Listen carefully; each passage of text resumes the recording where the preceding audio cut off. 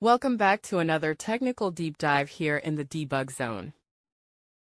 Today, we're tackling a big question and breaking it down with insights from other users. Hopefully, this clears up some misconceptions and helps you get the answer you need. So buckle up, stay a little curious, and let's jump right in.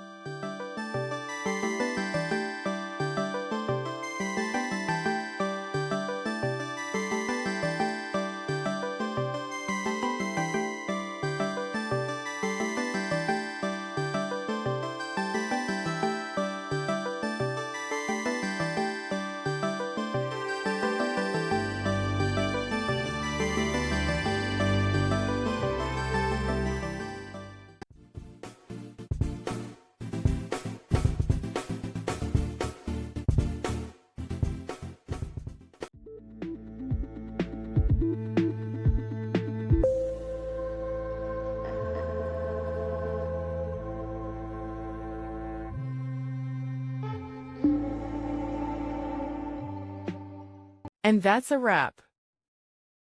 I hope you found the answer you were looking for. If you did, take a second to hit that subscribe button. It really helps out.